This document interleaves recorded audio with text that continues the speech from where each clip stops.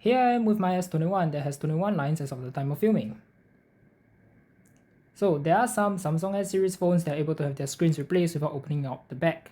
Such models include the S21, S21 Plus, S21 FE, S22, S22 Plus, S23, S23 Plus, S24 and S24 Plus. And now, I'll show you how to start from the front, which I don't recommend you doing if you're not experienced. Then the back if you're going to do a screen with frame swap like me. Remember to skip to this time frame if you prefer to swap the screen in a proven, safer, and less tedious way, or if you just want to swap the screen with frame assembly. So, to start, switch off the phone. Heating up the phone with a hairdryer till it's too hot to touch is a great idea as the heat will melt the adhesive, making it easier to slice against it. Then at the top where you see the speaker, get a piece of plastic card and slide it in between the screen and the frame. You can use isopropyl alcohol to help aid in slicing the adhesive. Now, when you get to the parts where the volume buttons are, be very careful as they snake at the edge of the display. And at this stage, it is very common to separate the polarizer from the OLED itself, which results in the complete failure of the original display, obviously. But since it's already scraped, why does it matter? Divide the phone into 3 parts. The part closest to the bottom of the phone should be avoided for now as it contains the fingerprint cable, and the connector connecting the extension cable to then connect to the main board of the phone. Why did I write this? This design is the sole reason why the screen is able to come off this way. Now that you've sliced off like 2/3 of the adhesive, I would like to point your attention to the bottom antenna breaks of the phone. Those actually mark the thickness of the adhesive to be sliced, so keeping that in mind, penetrate the slicing card into the phone with the antenna breaks marking where you should stop penetrating further with the slicing card. As you make your way down to the bottom of the phone, be very careful to not attempt to move the display panel too much as it may damage the extension cable. Now that you are sure all 3 parts of the phone's adhesive is fully sliced minus the bottom, the chin, stick a firm but thin plastic slicing card in between the screen connector and the extension ribbon. Then slightly twist the card to disconnect the screen from the extension ribbon and you are all set. Now, to reassemble the phone, clean off all signs of adhesive, dirt and grime. Use more isopropyl alcohol to help with this. Take your time with this step as any mistakes with leaving any form of debris can cause the new panel to lift or even break.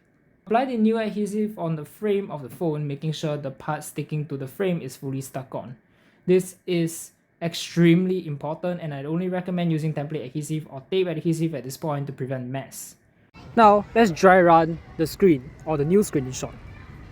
Take the same firm and thin plastic card and prep the card underneath the connector and make sure there is enough space for your fingers to remove your card. The reason why I did not mention removing the adhesive protective film yet is because the following part is a tricky part and there is a need to dry run it. As you position your screen connector into the extension cable, make sure the cable is visually aligned with the extension ribbon from the side and top profile. Knowing where the connector is connected and located on the display and knowing that it's aligned properly, push down where the connector is on the display gently until you hear a soft, gentle clicking sound. Do not force press the panel down as it does not, if it doesn't make any clicking sound or any form of clicking feel. To test if you're successful in reconnecting the display, switch on the phone and give the phone a simple dry run. Check if everything's alright. Does the new screen display? Does the new screen support 120Hz? Does the color look good? Does the fingerprint reader work? If all is well, that's great. You're on your final step. If it doesn't, attempt to switch off the phone. And if you can't, proceed to this time frame and do not unplug the screen or plug the screen. Leave it as is in short. This is to make sure there is no potential factor for anything to short out and break anything. If your screen works great, it is connected properly, fingerprint reader okay, and satisfied with the new display overall, now switch off the phone, remove all adhesive protective film, and you'll be ready for the next step. Do remember to prop the cable up with the card.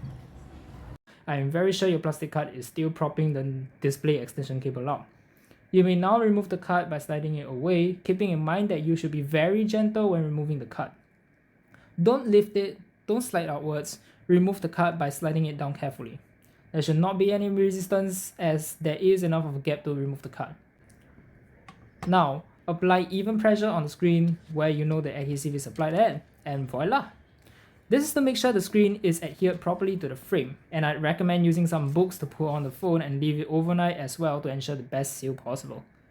Should you wish to repair from the back of the phone with the frame, be sure to switch off the phone as the first step as, you know, it's basic. number one. So now that I'm going to switch off my phone as of right now, I am going to remove the SIM card tray from the bottom of the phone before heating up this phone. Now this has been opened before, so I'm just going to kind of simulate how it is like to remove the back of the phone. So you use a plastic tool to start prying from the back, slicing away the adhesive. You can use heat and alcohol in this process, but not too much heat, as it might melt the acrylic back of the phone. Once you reach to the camera contour, stop around there. You can twist it, like wiggle it a little, so that it can kind of remove the adhesive away, and then you should be able to free it. Once the freeing is done, you can remove all the screws from the phone before proceeding. Now, it is a good practice to keep your screws organized. The issue with me is that I tend to leave the screws where they are, even though they are unscrewed, because why not? It's funny, number one, and number two, I'm lazy at this point. So please do take them out and organize them. Otherwise, you might lose a few screws here or there if you were to carry on this method like what I did in this video. Okay, allow me to explain this part. This metal backing right here has a connector behind it. What you have to do to get into the cable is to flip the metal plate over, like what I'm going to demonstrate right now, and then unplug the battery connector first to cut off all power before unplugging the secondary cable, which is the wireless charging coil and the NFC antenna just right over here. And there you go. It is slightly here at the bottom, so just peel it away and you should be good to go. See this small little cable right over there? That is for your loudspeaker, your secondary one. So all you gotta do is to unplug this small little cable, because this can rip as it is pretty fragile. Then moving down, you see this small little area that I'm pointing at. With a needle nose pliers, go over to that side that I pointed out and just lift the loudspeaker up and away, and it should be free from its housing. Now keep it in its safe spot. So moving on to the top part of the phone, make sure to be extra gentle, especially when you're going to be using needle nose pliers for this step, which is pretty important. So grab a little bit of the assembly and lift it up and away, and it should just come free. Now during this time, I would like to be more effective with unplugging cables first. So I'm going to unplug the antenna cables first. Then I'm going to move my attention to unplugging the 3 extension cable running up to the main board. So starting with this one is the antennas. This one is responsible for the charging and the basically subboard. And this third one right here is of interest because this is an extension cable that we talked about earlier that allows the phone to be taken apart in either from the front or from the back. So this one goes directly straight to the screen. And what you can do is you can actually unplug it right there. Now, take that cable, and what you're gonna do is take your new screen with frame, obviously, because you chose to replace it with frame there, and plug in the end that you just disconnected into the new screen itself. It is a little fiddly. You just have to like kind of feel it around before it decides to click on, which as you can tell right here, I finally got it. Then origami your way, kind of like origami your way around to make sure that the other head of the cable goes straight into the motherboard. As you can see right now, it's a little fiddly as well. Sorry, my English. Then plug in your power button and your battery. Then now use your O-frame, because your power button is actually just there and clicked in, to switch on the phone with the O-frame's power button. It will take a little bit of a time for the phone to get started. There you go. And once you manage to get into the phone, test everything, and I mean everything. Includes your colors, your refresh rates, your fingerprint reader. Yeah. Now to test most of this, go on to your phone dialer app and click on *#0*#. Test out your red, test out your green, test out your blue, see if there's any burn-ins on new display, maybe a little bit of like a dead pixel maybe. The touch, definitely, you gotta test it. It is the most important part of the phone after all. If you have a messy touchscreen, then what's the point of repairing your phone only to have it messy again, I guess. And test the fingerprint reader. From what I know, Samsung's A series phones tend to have issues with calibration if you change the display on the A series ones, but not on the S series. Interesting. No, I guess it's because the optical readers just isn't really on the screen, while the ultrasonic readers are directly under the OLED layer, so it doesn't really need that much calibration. But either way, as you can tell, the fingerprint sensor is working fine on this. It's just that my hands are extremely sweaty that disrupts the reader in a hole. So now I'm going to attempt to switch off the phone and carry on. Using a plastic tool, I'm going to use it to unplug the battery, the power button cable, and then the screen cable. Now I'm going to leave it on the new screen since it is perfectly fine, and it will save me a little bit of time when reassembling the phone, so it stays right there for now. Then I'm going to flip the phone around and start my duty transferring everything, and I mean everything.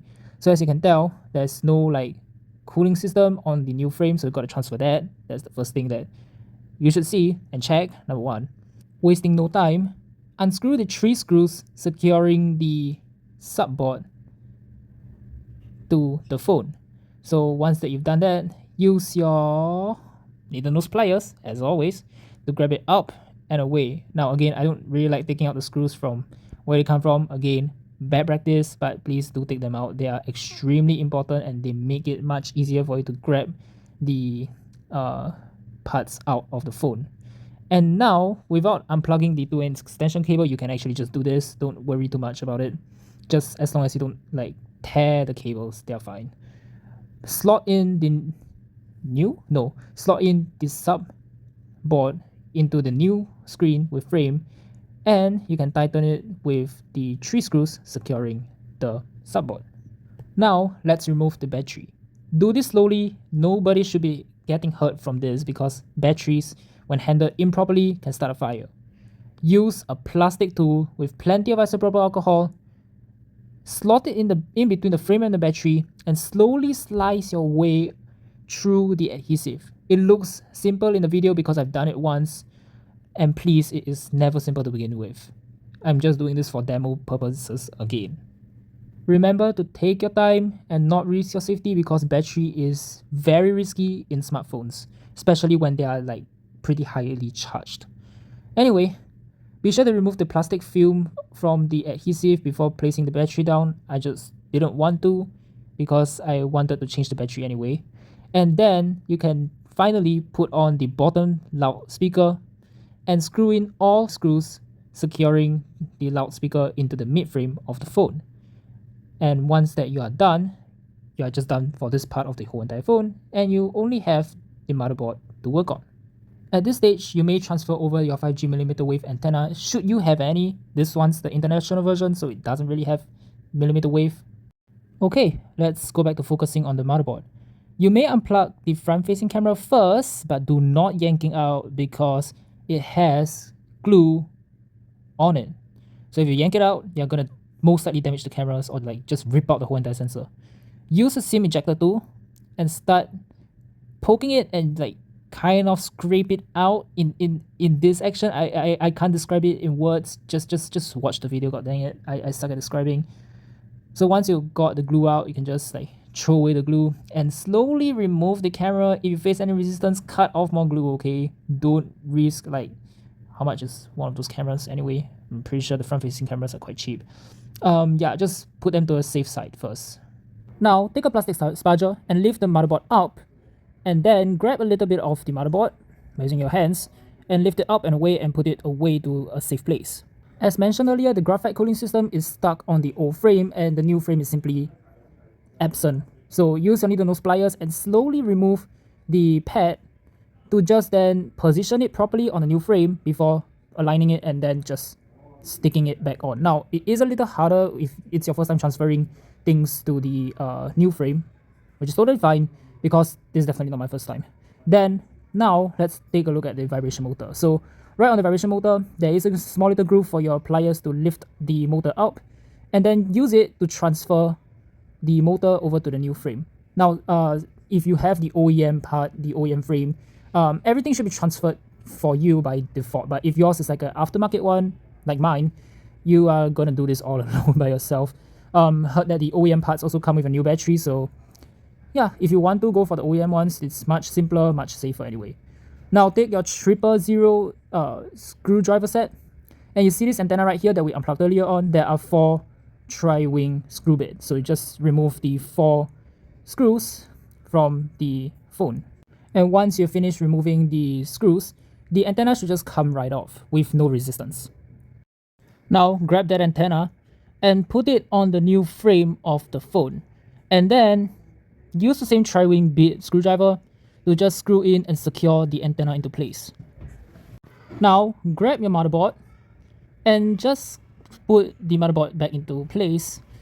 It should just fall in, and make sure no cables are trapped, including the one that I told you to care about earlier on when installing the battery, aka the power button cable. I only found out when I installed the motherboard, so I have to remove the battery and put it back again, but I'll get to the part later.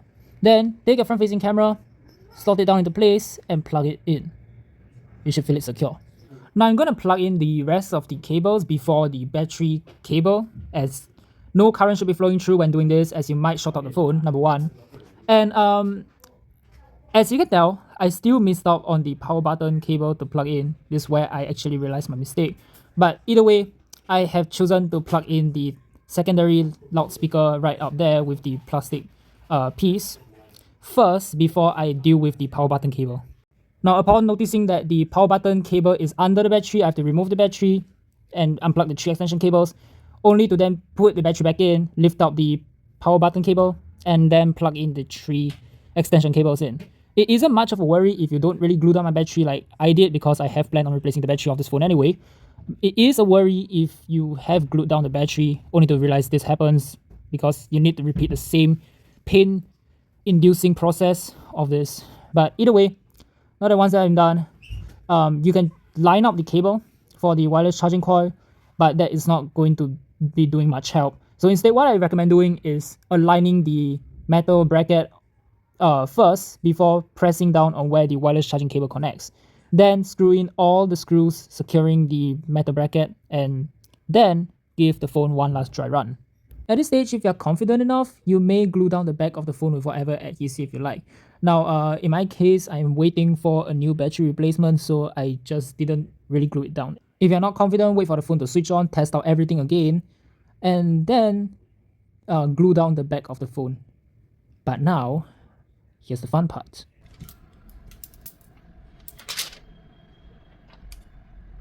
So now that the phone's been repaired, and I haven't put in the SIM card tray yet, I should, but I'm just going to unlock the phone, test it out a little bit first before I put it back on, to finally celebrate my success of having a fully repaired S21 after so much challenges across doing this. Long story short, the first screen that I bought for this thing wasn't even for humans. It's just defective. The colors are disgusting. 60 hertz ran like 30 hertz. 120 hertz ran like 60 hertz. I'm not even joking at all. That screen sucks. But hey, at least I got a screen that's fully functioning now, that looks original and is actually for humans, okay? But yeah, thank you so much for watching. Hope you all enjoy this video of me repairing my Galaxy S21 and seeing how reckless it can be for a repair guy to repair his own phone. But usually with people's phone, I tend to be more careful. I don't make mistakes like as much as I would. But just on my phone, I am pretty lazy. Just for, I don't know why. Either way, thank you all so much for watching. Hope you all enjoyed this video. If you did, please like and subscribe. It's pretty important to me anyway. And as you can tell, my hands are still freaking sweaty, so I have to kind of do this slowly because the phone just doesn't like to recognize very sweaty palms and hands and all the kind of bad stuff. So let's register my hand again. As you can tell, looks pretty fine. Looks fine. And works fine. Okay, I guess I'll see y'all as it slowly doesn't recognize my sweaty hands. And thank you for watching.